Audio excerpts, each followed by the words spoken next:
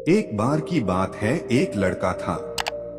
उसका नाम सबल था, जो नगर में रहता था।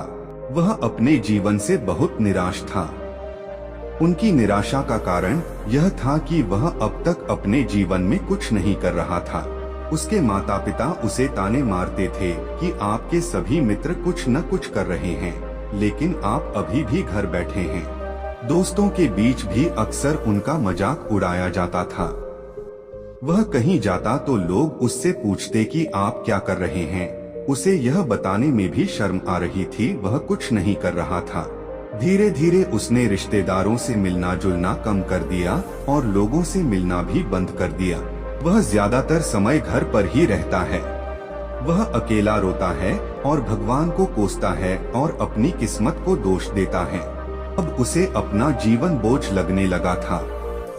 कभी कभी वह सोचता कि कब वह कुछ करने के योग्य बनेगा, और फिर वह सोचता कि जिंदा रहने से अच्छा मर जाना है।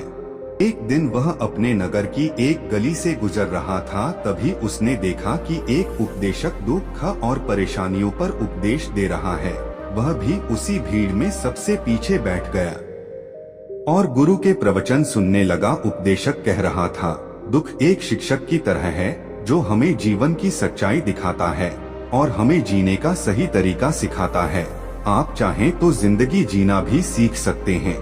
जी उपदेश दे रहे थे कि तुम चाहो तो कुछ भी हासिल कर सकते हो और अगर चाहो तो एक कोने में बैठकर रो सकते हो। इन सभी बातों को सबल ध्यान से सुन रहा था, लेकिन शिक्षक की यह बातें पसंद नहीं आई। उसने खड़े होकर कहा कि कुछ भी सिखाने से दुख दूर नहीं होता, इसमें केवल दर्द होता है। दुख की पीड़ा अनंत है। ऐसा लगता है कि इसके बाद कुछ होने वाला नहीं है। इससे कुछ भी फर्क नहीं पड़ता है। इसके सामने तो मौत भी छोटी लगती है। उपदेशक ने कहा, फिर तुम्हारा दुख क्या है? सबल ने उसके सामने अपनी सारी व्यथा सुनाई और पूछा, मेरे दुख का कोई उपाय है तुम्हारे पास? यह सुनकर शिक्षक मुस्कुराए और बोले, तुम उस दिन मेरे पास आओ जब आपके जीवन में वास्तविक दर्द हो। मैं आपकी समस्या का समाधान अवश्य करूंगा। यह कहकर गुरु वहां से चला गया। सबल ने सोचा, कहीं मेरा दुख नकली तो नहीं है? क्या मैं जिस दर्द से गुजर रहा हूँ वह नकली है? मेरा दुख कोई नहीं समझ सकता। जब माँ बाप नहीं समझते तो गुरु क्या समझेगा? उनके दुखों से व्यथित होकर सबल ने एक फैसला लिया कि अब वह कुछ करेगा। सबल ने एक छोटा व्यवसाय शुरू किया, पर उसे सफलता नहीं मिल रही थी। लेकिन उसके घर वाले पूछते हैं कि क्या वह कुछ कोशिश कर रहा है। वह अपने व्यवसाय में लगा रहा और धीरे धीरे उन्हें सफलता मिलने लगी। फिर उसने गति पकड़ी और केवल 3 साल के अंदर ही वह एक बड़ा बिजनेसमैन बन गया। अब सबल के आसपास ऐसे कई लोग थे जो उसकी परवाह करता था, जो उससे प्यार करता था। अब उनके परिवार के सदस्य भी उसकी तारीफ करते नहीं थक रहे थे। दिन ब दिन उसके मित्रों की संख्या बढ़ती जा रही थी। अब वह अपनी जिंदगी से बहुत खुश था। उनके कुछ दोस्तों ने उन्हें सलाह दी कि जब आप एक बड़ा बिजनेसमैन बनकर बहुत खुश हैं, तो सोचिए आपको कितनी खुशी होगी अगर आप इस शहर और इस राज्य के सबसे बड़े बिजनेसमैन बन जाते हैं। तब कितने लोग आपसे जुड़ना चाहेंगे, आपकी कितनी बड़ी ख्याति होगी और स्वयं राजा भी आपसे दोस्ती करना चाहेंगे और जरूरत पड़ने पर ही आपसे पैसे उधार लेंगे। दोस्तों की यह बात सबल के मन में घर कर गई। अब वह और पैसे कमाने की कोशिश करने लगा, लेकिन उसे यह सब बहुत ही जल्दी चाहिए था। वह समय बर्बाद नहीं करना चाहता था। उनका अधिकांश समय इन चीजों को प्राप्त करने में गलाने लगा, इसलिए वह ऐसे काम करने लगा जो सही नहीं था। उसने बड़ा उधार लेना शुरू कर दिया। उसके दोस्तों से पैसे की मात्रा और अधिक मुनाफा कमाने के लालच में वह अपने माल में मिलावट करने लगा। उसने अन्य व्यापारियों के खिलाफ भी साजिश रची और उन्हें डराया धमकाया, जैसा उसके दोस्त कहते थे वैसा ही करता था। वह इन तरीकों से ज्यादा पैसा कमा रहा था, पर अब उसके जीवन में पहले जैसा चैन न था। उनके मन की शांति गायब हो गई थी और वह रात को सो नहीं पाता था। वह हंगामे में रहता था। वह सब कुछ पाकर भी उन्हें किसी चीज में सुख नहीं मिल रहा था। एक दिन सबल अपनी गाड़ी में कहीं जा रहा था। तभी रास्ते में उन्हें उपदेशक का आश्रम दिखाई दिया।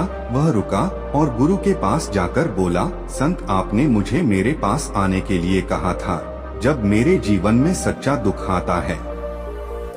अब मैं बहुत दुखी हूँ कि मेरी नींद हराम हो गई है, मुझे कहीं भी शांति नहीं मिल रही है। इस प्रकार सबल ने अपनी सारी समस्याएं गुरु को बता दी। गुरु ने कहा, जब तुम पहली बार मुझसे मिलने आए थे तब भी तुम किसी दुख में थे, आपने उस दर्द से क्या सीखा? सबल ने कहा कि सिर्फ सोचने और चिंता करने से कुछ नहीं होता।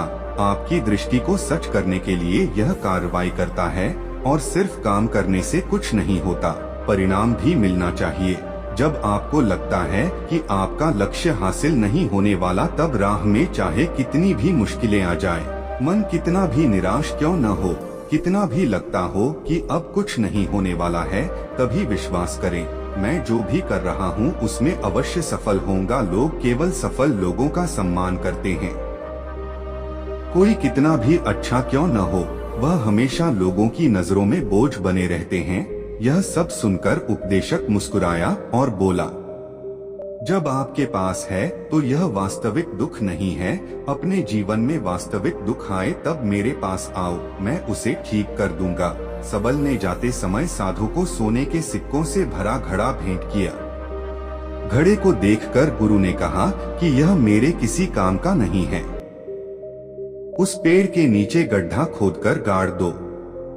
सबल ने घड़े को पेड़ के नीचे दबा दिया जैसा कि गुरु ने बताया और वहां से चला गया। कुछ दिनों से कारोबार ठीक चल रहा था, लेकिन व्यापार के गलत तरीके के कारण धीरे धीरे उसे व्यापार में घाटा होने लगा। उसकी सारी दौलत धीरे धीरे खत्म होने लगी और एक दिन ऐसा भी आया जब उसके पास कुछ भी नहीं बचा और उस पर कर्ज का बोझ चढ़ गया था। परंतु वह निश्चिंत था क्योंकि उसने अपना सारा कर्ज अपने दोस्तों से लिया था। उसने सोचा कि उसके दोस्त बुरे वक्त में उनके साथ खड़े रहेंगे, लेकिन ऐसा कुछ नहीं हुआ। जैसे ही बुरा वक्त आया, दोस्त पहले उससे कर्ज मांगने लगे। अगर उसने कर्ज नहीं लौटाया, उन्होंने उसे जान से मारने की धमकी भी दी। उनके सभी शुभचिंतक और प्रियजन उससे दूर हो गए। उसके दोस्त जो उसके साथ मस्ती किया करते थे, अब उससे दूर भाग रहे थे। उसका परिवार उसकी गलतियां और कमियां गिनने लगा। उनकी सारी संपत्ति नीलाम कर दी गई और उसके पास कुछ भी न बचा। जब उसने अपने पिता से मदद मांगी, पिता ने कहा कि मेरे पास थोड़ी सी संपत्ति है, मैं तुम्हारी माँ को क्या कहूँगा अगर मैं तुम्हें दे दूं? यह संपत्ति हमारा अंतिम उपाय है। सबल के मन में गहरा दुख छा गया। उसके आसपास कोई नहीं था जो उनके दुख को समझ सके, जो उसे संभाल सके। जनता के इस विश्वासघात के कारण वह अंदर से टूट चुका था। वह सोचने लगा कि अब जीने का क्या मतलब है, अब मौत ही मेरा सहारा है। वह आत्महत्या करने के लिए पहाड़ी पर जा रहा था। तब से उसे याद आया कि उस शिक्षक ने उससे कहा था, मेरे पास आओ जब तुम्हारे जीवन में वास्तविक दुख हो। सबल गुरु के पास गया और अपनी सारी व्यथा सुनाई। आंखों में आंसू लिए उसने कहा, हे गुरुजी, मेरे दुख का निवारण कीजिए। गुरु ने कहा, जब जीवन में असली दुख होता है तब मेरे पास आ जाना, मैं इसे जरूर ठीक करूंगा। सबल ने कहा कि ये क्या हो रहा है, मेरी जिंदगी में अभी दुख नहीं है, तो आखिर असली दुख क्या है? गुरुजी ने सबसे कहा कि पहले आप मुझे बताओ, आपने अपने दुख से क्या सीखा? सबल ने कहा कि मैंने वह सीखा जो लोग हमारे जीवन में आते हैं, वह हमारी सफलता और प्रगति के कारण वो हमें धोखा जरूर देंगे, क्योंकि बुरे समय में वे हमारे साथ नहीं खड़े होंगे। वे अच्छे समय में ही हमारा फायदा उठाएंगे और बुरे समय में हमें छोड़ देंगे। उन लोगों पर ही भरोसा करें जो हमारे बुरे समय में हमारे साथ खड़े रहते हैं। लेकिन ऐसे लोग बहुत कम होते हैं, लेकिन जिनके पास है उन्हें उनकी सराहना करनी चाहिए, उनका अपमान नहीं करना चाहिए। मैंने कभी भी किसी के खिलाफ साजिश नहीं रखना चाहिए। अपना काम ईमानदारी और धैर्य से करें और कभी लालची मत बनो। अपने सारे दुख दर्द और अनुभव बयां करने के बाद सबल गुरुजी के सामने आंखों में आंसू लिए बैठ गया। कुछ देर बाद साधु उठे और पेड़ के नीचे एक गड्ढा खोदा और घड़ा निकाल लिया। जो सोने के सिक्कों से भरा हुआ था उसने सबल को देकर कहा, मेरे पास आओ जब तुम्हारे जीवन में वास्तविक दुख हो। सबल ने अपने शिक्षक को धन्यवाद दिया और उसे प्रणाम करके चला गया। उस पैसे से उन्होंने एक छोटा सा व्यवसाय शुरू किया। अब वह छोटा व्यापारी बनकर भी खुश हैं। उन्होंने पूरी लगन और ईमानदारी से कारोबार किया। जल्द ही वह अपने शहर का एक बड़ा व्यापारी बन गया। उनका जीवन सुख सुविधाओं से भरा हुआ था, लेकिन कोई कितना भी अच्छा क्यों न हो, लेकिन जीवन में दुख आता है तो सबल के जीवन में भी दुख आते थे। अपने माता पिता की मृत्यु के रूप में वे दोनों एक ही दिन मर गए। सबल अपने माता पिता से बहुत प्यार करता था, इसलिए उनके निधन से उन्हें गहरा सदमा लगा।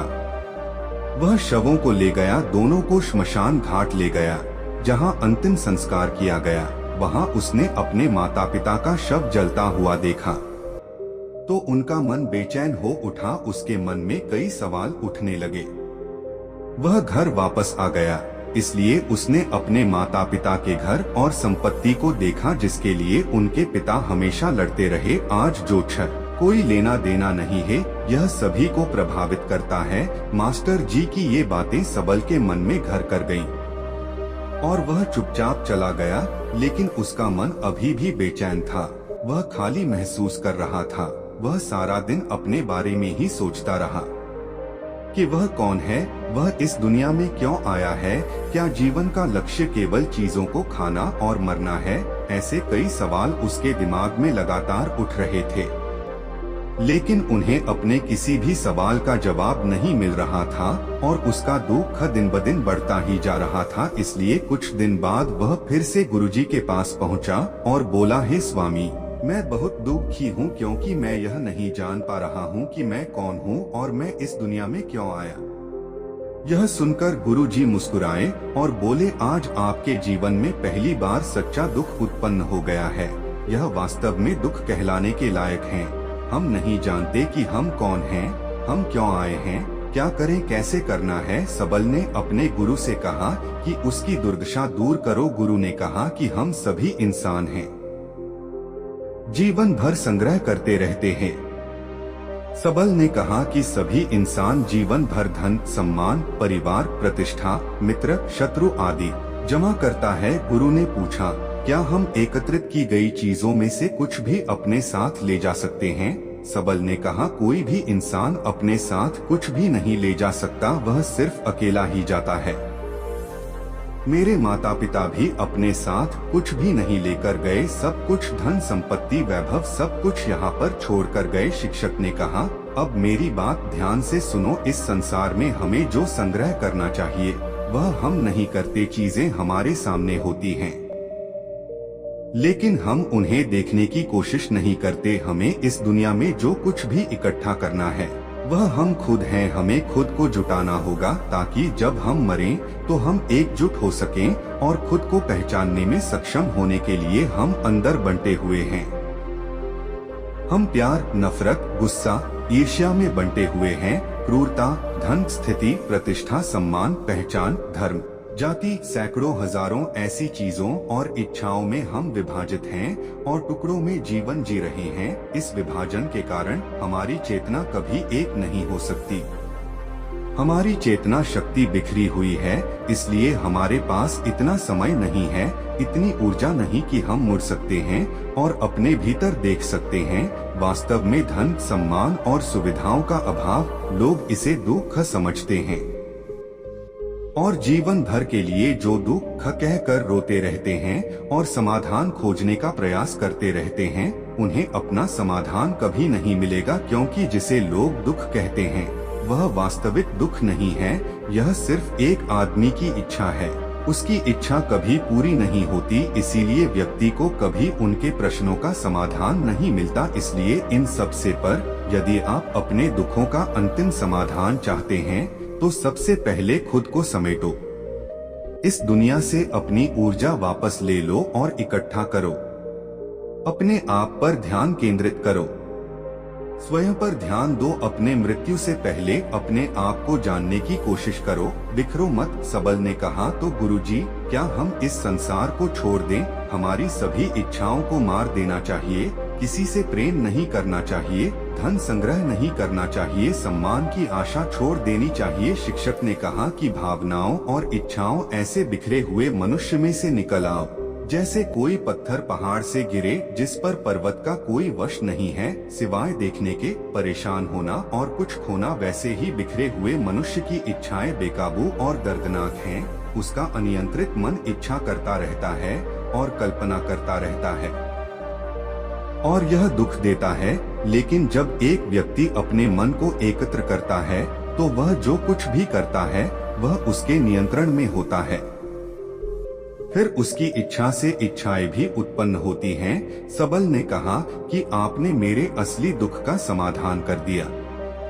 आपका बहुत बहुत धन्यवाद। अब से मैं खुद को समेटने, खुद को तराशने की कोशिश करूंगा। गुरुजी ने कहा कि मानव शरीर में बहुत ऊर्जा और शक्ति है, लेकिन यह फालतू के कामों में बंटा हुआ है, बेकार की बातों में लगा हुआ है। यह एक बहुत ही शक्तिशाली मशीन की तरह है, एक बच्चे के हाथ में रखा जा रहा है और वह बिना सोचे समझे अपनी शक्ति बर्बाद कर रहा है और बिना किसी नियंत्रण के। इसीलिए इस शक्ति पर ध्यान दें, अपनी चेतना, और इसे इकट्ठा करें। सबल को अपने प्रश्नों का उत्तर मिल गया। उसने अपने गुरु का शुक्रिया अदा किया और चुपचाप चला गया। दोस्तों, उम्मीद है आपको यह कहानी पसंद आई होगी। अगर आपको यह कहानी पसंद आई हो तो अपने दोस्तों और परिवार के साथ जरूर शेयर करें।